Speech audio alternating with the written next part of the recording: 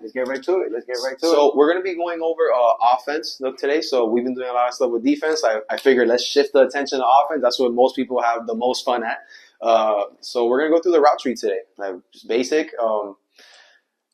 Some people might overlook the importance of knowing the route tree, but for a quarterback, we both actually play quarterback as well. And when people run the route too deep, too short, or just the wrong way, it drives us nuts. You know what I'm saying? So some of you might overlook this, but this is extremely important, knowing what route is what name. Because actually, when I travel to other places in the Hispanic countries, I'll say a route, and they'll think like a post is like a hitch. I'm like, no. Right. So we have to sit down and I have to draw it out. Like, look, this is a slant, this is a hitch, this is you know what I'm saying? So, no, one thing about it that I have noticed with foreign countries is their terminology. It's all over the place. Yeah, it's a whole different thing. You know, like something that you'll say, you know, a dart, right? Yeah. You know, they'll say a sueco, you know? Sueco. I'm like, sueco, you know? What? So, so it's a whole different terminology. So it'll be dope for them to kind of like go ahead and see, you know, our, you know, terminology here. Right. But it's also great for us to, you know, learn and understand their terminology as well. You know what I'm saying? So that's pretty cool. So one thing I wanted to go ahead and also break down and add to that, not just the route tree and how to, you know, like run the routes and stuff like that, but having like a structure, right? So when I go ahead and I talk and I coach the route tree, I always start off with a number system. Perfect. So I just want to go ahead and just kind of talk about that a little bit as far as like a number system. And then like, you know, how to get into, you know, each route, you know, like, one by one. So pretty much, as far as, right. So just going to write right here. Right. A route tree. So we're going to set it up like if we have. So make sure you stand a little bit this way so you can see. Let me do like more like, and I'll cut this later. Don't worry, I'll edit this. Yeah. So then when you're drawing it out, so don't cover it. So maybe like, so you can see how you're. Okay, perfect. I put you in the tough spot because you're writing. Yeah. That's cool. Good. That's cool. So, route tree. So, let's say we have this side of the bar, right? So we have this side of the bar, right? So we have a route tree right here. Right. So, each route tree, right? So we do understand, right, Luke, that, with running routes, right? There's 3-level routes, or in flag football, there's 3 levels, right? There's routes that we run that like are underneath routes, right? And then, there's routes that we run that are mid-level routes. And then there's routes that we run that are 3rd-level routes, right? And even we get into like, you know, deep end zone routes, right? Okay. So, each route tree that you, or each system that you want to go ahead and create for routes, you want to go ahead and understand this, right? So once you run, you know, the first route, first level, second or 3rd level. So we're going to go through the first level route right here, which on a route tree is our slant. So our slant is what we call route 1. Okay. You want to give it like a little input, you know, on. Absolutely. So, you're going to be hearing us say a lot, the way you release off the ball is super important. A common mistake I see receivers make is they're lazy off the ball. Even if you're running a slant, run it hard. You know what I'm saying? Like, take your 3 steps, jab that foot, have your knee nice and flexed out, and accelerate out of your cut. Me as a DB, if I know that you release very lazy for 1st and 2nd level throws, but then you haul ass and you run really fast for 3rd level throws, now I know when you're real ready in your stance and you're running fast as a deep route. Now, if you don't have a tail, right, and you release hard for all different levels, now I don't know when you're going to do what. So keep that in mind when you run even short routes too. No, absolutely. No, it makes total sense. And then you go ahead and just write the 1st level slant. So, if we have this side of the ball over here, right, creating the route tree, I like to have everything that is odd numbers is going to be all towards the inside. Okay. So our first, since we start off with the slant, right? We're just going to go ahead and just keep it in towards the inside. And then we're going to go ahead and explain the outside, right? So the next route comes is the hitch, which is route 3. Or what we call it, the hook. You call it a hook, you call it a hitch. Right? So, which is,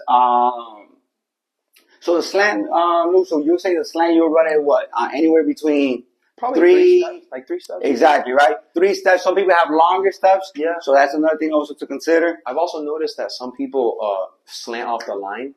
Exactly. And that's more of a flag thing, but sometimes people slant off the line. So just talk to your coach about what they consider a slant. Because I personally do 3 steps, but not everybody does like that. You know, I'm with you 100%. I like to do a 3-step as well, because if you even look at it, so if we have this side of the ball, right, 3 steps is gonna line up to the right into the slant. So right. if you, well, I'm sure you'll edit that. That's probably more for like the field work, you know, how to do the 3 steps. Yeah, we added that part. Okay. All right, perfect. So so the slant is gonna stay in within that 3. Now the hook is gonna be at that top of that first level that we're talking about. So the hook, you could run it anywhere between 5 to 6 yards, right? So you maybe want to go ahead and run it at 6 yards, and probably come back to that 1 yard, right? So you could give your quarterback that window to throw. Anything you want to add on to the hook or how you would run the hitch as well? Yeah, so guys, make sure that you know that there's a difference between hitch, hook, and curl. All right, hook and curl are very similar. It's like a candy cane. You come back to the quarterback a little bit. On the hitch, you just turn around where you're at. So that's a big difference for a quarterback, like the angle they throw at and the timing. So make sure you clarify if it's a hook or a hitch. No. And that's a great point because it all depends on how your quarterback wants to set it up, right? If he wants you to go ahead and come right back to it, or he wants you to go ahead and just stop. It's a great point that you mentioned. But that's, once again, is towards the inside route, right? Now, the next route is going to keep progressing, right? So then we have your first route is your slant. Your second route is your hitch, right? Or your hook, depending on how your quarterback wants you to run it. Now, the next route is going to be your in. So what we call here an in, right? Or we call it a dig, right? If you want to go ahead and... guys, this is a route that I see a lot of people run it the wrong way sometimes. So there's a difference between a drag and an in, right? So an in, you burst to a certain spot and you make a nice 90-degree cut, exactly how the route tree shows. On drags, you kind of bend it a little more. And also, like we spoke earlier, the reason why we're here, right? If they tell you to run a 10-yard in, make sure you don't fade upfield. I see that happen a lot on ins. Right. And as a quarterback, like as a receiver, you might not think that matters, but that matters a lot. The angle you take upfield, which is more of that post angle, which we'll get into in a little bit, the in is very important. You go across the field flat. 100%. And in other words, when I'm going ahead and I'm trying to, teach the players to go ahead and run it in, I try to tell them, go at a 90. Yeah. A 90, right? And a good way to teach this is also that, you as a coach, you could go ahead and just line up right there. And when the guy's running in or running that dig, to run right in front of you. So it just gives them in that habit of just running down the line, right? Or on a more basic level, right? If you're dealing with, more basic kids and you want to tell them just to do an L, right? Yep. You know what I'm saying? That L shape, something that they could go ahead and get familiarized with, right? But yeah, you definitely want to make it flat, right? So now we keep progressing through the routes, right? So we have our slant, right? We have our hitch or our hook. We have our route number 5, which is our in or dig, right? And then our next route would be our post, which is our 7 route. Love me a post. Right? Love me a good post. Absolutely. So, how would you run your post, Lou? Because, the post is variations to post, right? Wow, yeah. So we could get into different things, but what would you say would be like a good way, for somebody to go ahead and learn and run a post? So I'm going to give 2 answers. So the first answer, it's called a post. The field goal, we'll say the field goal post is right here. All right. So when you're on the field, the ball is still inside. Remember, post is still inside. If you ever forget you're a younger player, the field goal post on the field, if you're playing tackle, like that, where you kick the field goals. Okay. Second answer, the one that everyone wants to know, right? How do you run this when this happens? Right. So that's also dependent on you, right? So you need to be aware of whether when you're running this post, is the corner covering you or are they passing you off to the safety? That's a very big question you need to ask yourself, because if they're passing you off to the safety, you might cut it short. If the corner is covering you, you might keep it a little skinnier. Skinny means more upfield. Flatter or shortening it is more like this angle, okay? So those are little intricacies that you learn as you go, No, absolutely, absolutely, and 100%. And now that we get into the third level route, right? So, at what yardage would you say that somebody should already start looking to, head towards that post? I would say like 7 to 10ish. In flag football, like in flag football, you have to do these a lot quicker. If you're playing 7 man, maybe you can stretch a little more. If you're playing tackle, same thing. You might be able to stretch a little more. But in 5 man, in 5-on-5, I would stick to like 7 to 10ish. Absolutely, and I would say add even that sweet spot is right between those numbers right there. Because remember, it all depends on people's stride as well. Some people have shorter strides and longer strides, right? So 7 yards is definitely when you want to go ahead in that post. Now, one thing I want to add to that is you just don't want to go ahead and curl these posts either, right? So I see a lot of mistakes when they go ahead and run posts. They go ahead and just curl them, right? Everything that you run, you want to make it a sharp cut, right? So you want to go ahead and turn 45, right? So on the post, you want to go vertical so that they can go ahead and open up with you. And then on that sharp turn, right? So you could change directions, change the hip at directions is what we talked about, right? That jab step. Yeah. So that you can go then turn 45. Then you could create that separation, right? Yep. So yeah, no, absolutely. And also I learned this when I became a quarterback a couple years ago. A quarterback will always prefer that you take the space and you give us a window to throw right now versus you trying to get behind them and keep climbing. If they're flat-footed, run past them. But if someone keeps bailing on you, just take the space, post in front, and your quarterback will be very happy that you took the space so they can get rid of the ball faster. Exactly, right? And then that's another thing that we also get into as well, exactly the spacing, because that matters a lot. Route running is not necessarily just the yardage, just, hey, run 7 yards, right? Run 8, 9, 10 yards and then turn 45 and then you're going to be wide open. No, it doesn't necessarily work that way, It matters a lot. And also your DB coverage, right? How is he covering you with inside leverages, right? Or is he covering you over the top, right? Mm-hmm. So that's very important. To understand, right, leverages, it's one key factor in how you're going to go ahead and run a good route, very important. So now we pretty much covered all of our inside route, right? So you see how we've progressed everything to the third level. And then the last one, that we could keep it inside is what we would call there's a few names. A go, right? Go, fly, bomb, fly, bomb, all right? Or just recently, I learned a new name. It's called Pepa. Pepa? I like Pepa. I like it. Over there in Panama, good nickname. Yeah, he's a Pepa, I was like, oh, okay, I like that. I can adapt to it. I'm going to keep it in my notes, too. Yeah. So when I play defense. And I say, hey, run a Pepa, right? You know what it is, right? And that's pretty much your 9 route. Yep. So that'll be your 9 route. So everything has progressed, right? Oh, real quick, you want to explain a little bit? Because most people think that running a go, hey, just run straight. But there's actually a science and there's a way to how to, run a go, like, so that since it's just it's so overlooked, that's such a simple route that you would think, hey, just go ahead and just run straight, right? Right. No, but like, how would you say, it'll be a good way to run a go? So if it's a diversion, just run straight. That's fine. But if you're trying to win on a go, just like other routes, you need to play with the angles, right? So let's say the DB ball's here, you're lined up here, the DB is around where this is. One thing you can do is attacking slightly inside, which is called like a stem, right? So just like we're doing the route tree, you're stemming a little bit off the route tree. And then once you get to a certain spot, you're talking about that sweet spot earlier, you get to that area like 7 to 10 yards, depending on how fast you're backpedaling. Then you jab back up field, right? Make them do that flip, and then you really get your head down and then slightly fade outside, depending on where you line up in relation to the sideline. And then that dictates how much space you have for the quarterback to throw it over the top. No, absolutely. No. Agree 100%. I mean, like, if you look at it, at a high level, that's, you always want to go ahead and put the DBs, right, in a tough position. So where he's not understanding whether you're just going to run straight, if he's going to open up his hips towards the man to run with you, or he's going to have to open up his hips towards the inside. So by giving him that slight step, you're putting him like in a thinking position. Okay, am I going to open up, or which way I'm opening up, to my right or to my left? So that's a great point.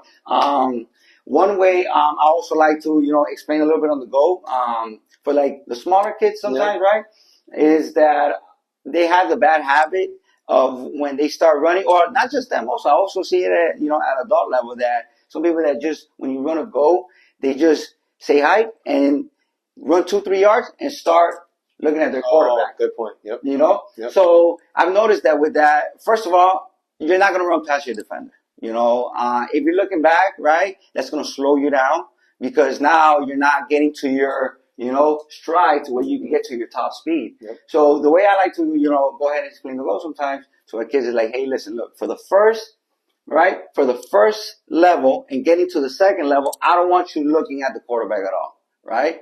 Because now, later on, we're going to go ahead and evolve and develop into the stems, into, you know, to going up. But I start telling you, for the first 7 yards, you want to go ahead and try to get to the top of your route. You want to go ahead and get to your top speed, right?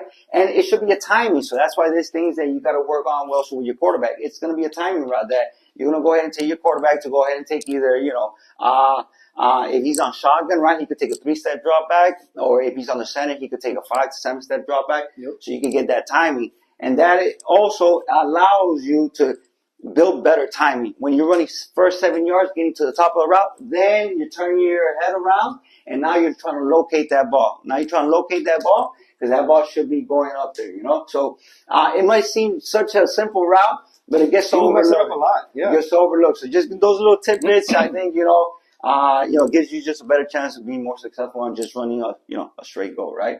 Now, switching it up to the outside routes, right? So everything we talked about was all towards the inside routes, you know, 1, the 3, the 5, the 7, and the 9. So everything progressively towards the inside. Now we're gonna go towards the outside route, right? So the so the first outside route is what we call a flat, or in football terms we call a dart, right? So this will be your second route, right? So if you look at it, it's gonna mirror, right, everything that you're doing towards the inside, right?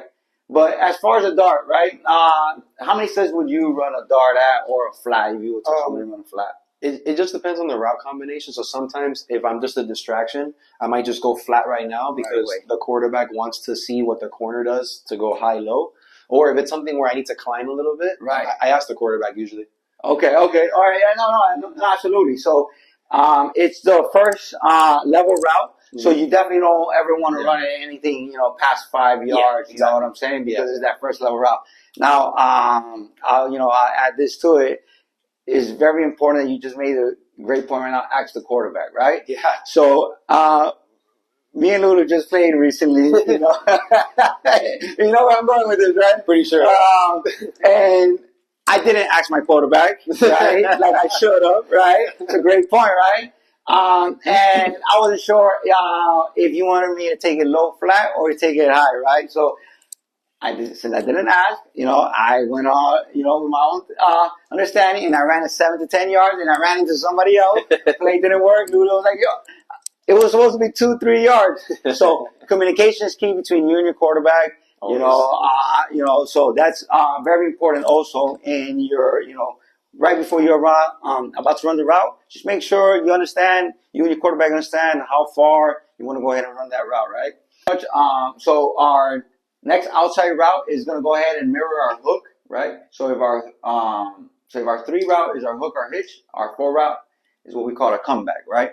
So what would you say, Lou, as far as like a comeback, right? Because most people also, when you run this outside, you want to go ahead and give your quarterback, right, a little bit of separation. So, you know, so what would you be, say it would be like an ideal amount of yardage to give your quarterback space? I think kind of like to piggyback what you said earlier about goes and 9 routes.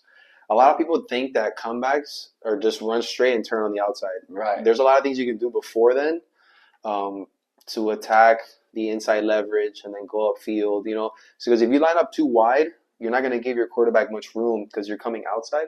So you need to have some kind of spacing towards the sideline to be able to do that. So if you attack a little bit inside, then go upfield, now you just got a little more separation from the DB. When you get to the top of your route to go down, now you can get that little window for your quarterback. No, absolutely.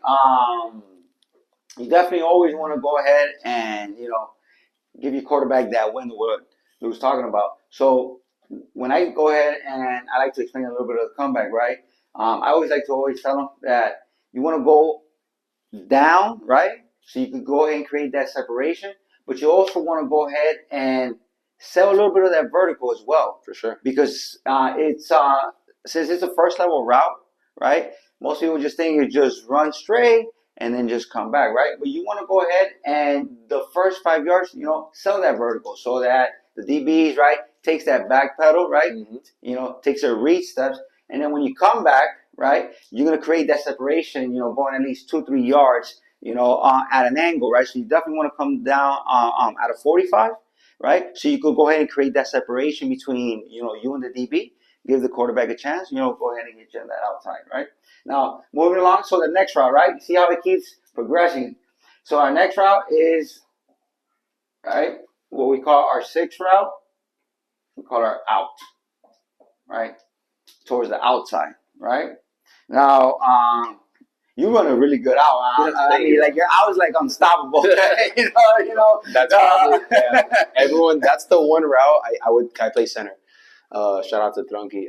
There's people know I run it, and they're like, "Watch the out." They say it on the side, like, "Watch the out," and I run the out anyways. And it's a really cool. Well, I also have very good chemistry with my quarterback. So, because if you throw an out.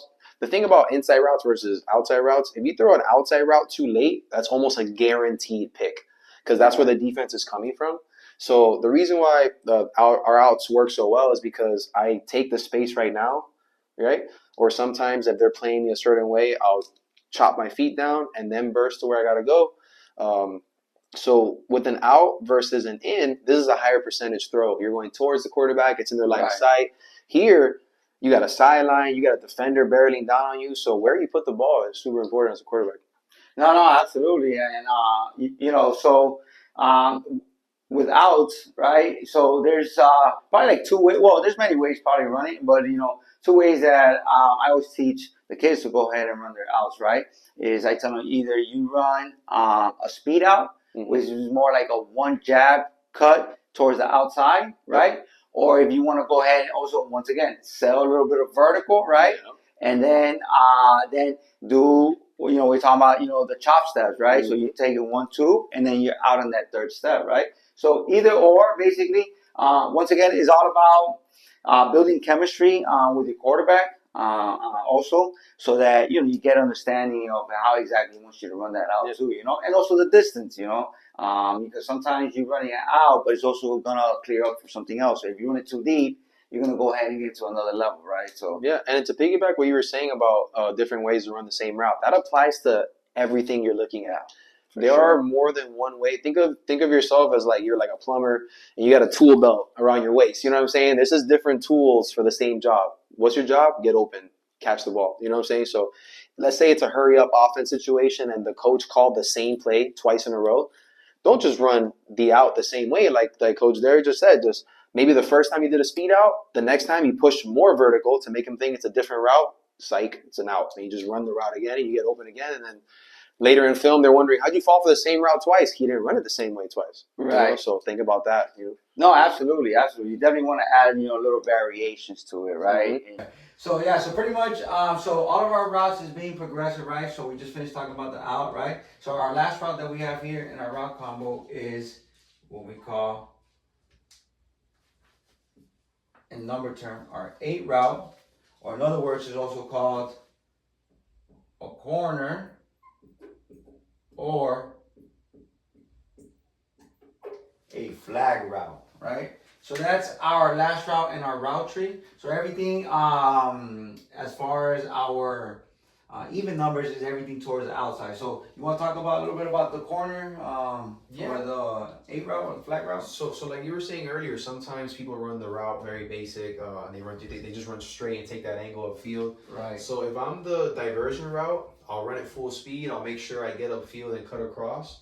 But if I'm trying to win on a corner, maybe I might stem in the beginning. I might get a little rocker step or hesitate a little bit, a little hezzy. Just put some sauce on it to win the rep. No, absolutely. And that's a great point. I like to, what I call it, get the lean, right? So sometimes when I go ahead and I'm teaching these to the kids, I tell them, you want to go ahead and go off your route tree a little bit, but get them that lean towards the inside. Kind of put your defender at easy. Either he needs to go ahead and open up his hips towards the inside, or you're going towards the outside, right? So give him that little lean towards the inside, kind of put him on a freeze, and then is where I like to get that jab step towards that corner, towards that flag. But now also, if they're covering you over the top on this corner, another thing I also like to tell them is to also break it more flat a little bit, right? Yep. Kind of give that distance between you and the defender to go ahead and get to that corner. But the corner route is our third level route that you want to go ahead and take it deep. So you always want to make sure that you're going vertical. One thing you don't want to a mistake a lot of people do is that the corner route they run it too short. So if you run it too short, now it's gonna look like kind of like an angle out, right? So it's very important that you make sure you get that depth, right? That depth on that corner, on that flag, that sweet spot depth is that 7 to 10 yards. And like you were saying earlier, the same way you can mess up the spacing on a play by running these routes too deep. Same thing goes for a post, a goal, in a corner. Running these routes too short or not fast enough, that you can mess up the spacing of the play for sure. No, absolutely. Yeah, so pretty much this is the route tree that I always like to introduce, when we're going ahead and teaching players or developing players or even advanced players, basically, right? It just kind of puts everything organized, kind of puts it like into a number system. So now it's not easy. You're just telling someone, hey, go ahead and run a 7. Run a post, right? Yeah. So you run a post, you're obviously telling him, but you're also telling the defense what you're running. So bringing it down to a number system, you could adapt this, adjust it to however you like. This is just one way that I've, found that has worked, bringing it down with these number system. But you can also switch it, if you want to make, everything towards the inside. If you want to make that as far as your even, your 2, 4, 6, 8, you can do that as well, right? So, there's not one way on how to run a route. It's just also not one way on how to also explain the routes.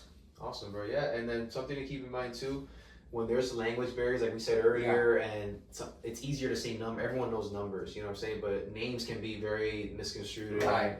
It's like playing the game telephone, and then it just gets all messed up. So number system it's a great way to go. No, absolutely. And then this is just the basic routes, right? So so this is where I always start off so that they can understand, what is route concepts, what is depth, right, on how far to run the concepts. But then we, have, which we'll go ahead and talk about that, probably like stay tuned. Another video. So make sure, we got something special coming for you guys as far as more advanced stuff to, how to run, your double routes, how to run triple routes, or even how to run quadruple routes, right? So all of that stuff. But once you learn the basis, once you understand your depths, once you understand leverages, right? And then once you get, a good communication with your quarterback, is then now you're going to go ahead and, start running your routes more efficiently, right? So you can create more separation, right? So yeah. Awesome, bro. So I appreciate you guys for tuning in.